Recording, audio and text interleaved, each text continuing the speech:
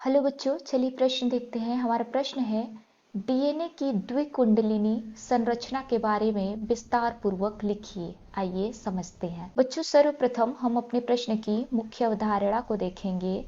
मुख्य अवधारणा हमारे प्रश्न में पूछा गया है कि द्विकुंडलिनी संरचना क्या होती है। आइए लिखते हैं। डीएनए डीएनए की द्विकुंडलिनी संरचना के बारे में बताइए।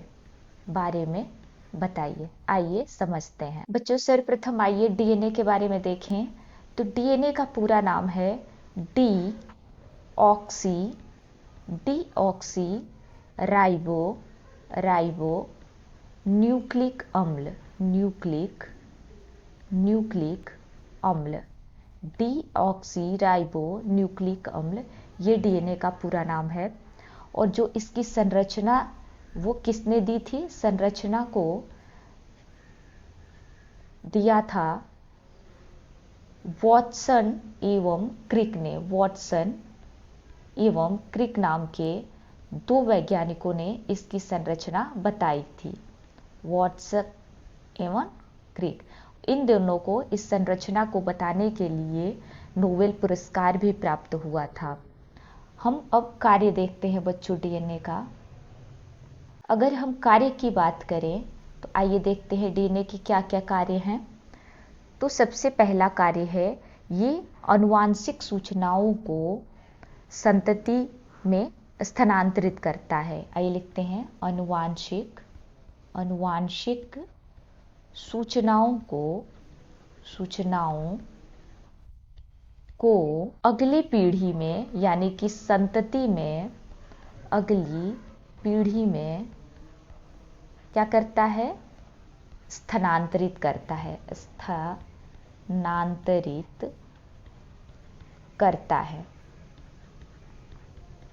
बच्चों, बात करें डीएनए की संरचना की, तो ये एक डीएनए की संरचना है।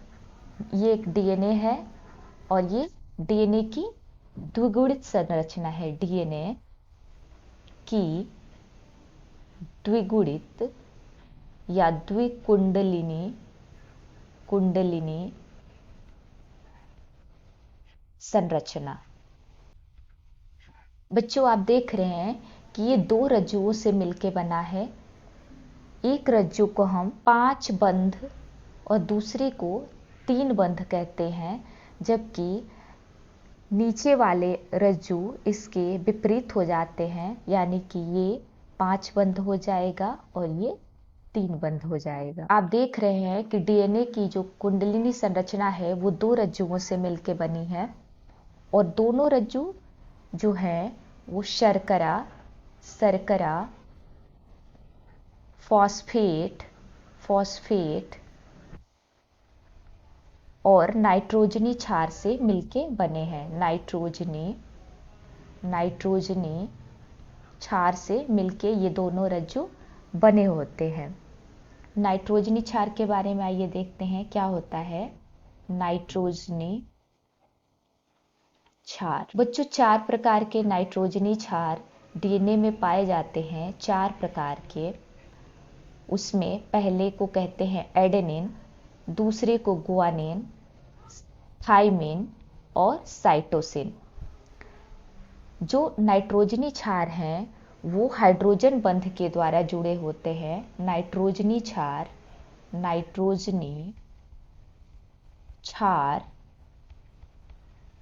हाइड्रोजन बंध से जुड़े होते हैं। जैसे कि आप देखेंगे कि जो एडेनिन है वो थाइमिन के द्वारा जुड़ता है, जबकि जो गुआनिन है वो साइटोसिन के द्वारा जुड़ा होता है। एडेनिन और थाइमिन के मध्य 2 हाइड्रोजन बंध, जबकि गुआनिन और साइटोसिन के मध्य 3 हाइड्रोजन बंध होते हैं। बच्चों, अगर हम लूप की बात करें तो एक लूप की लंबाई जो है 34 एंगस्ट्रॉम है। 34 एंगस्ट्रॉम एक लूप की लंबाई है।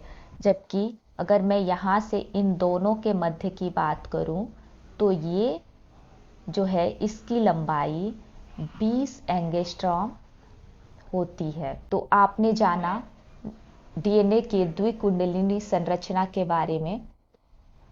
उम्मीद है आपको ये प्रश्न समझ में आया होगा। धन्यवाद।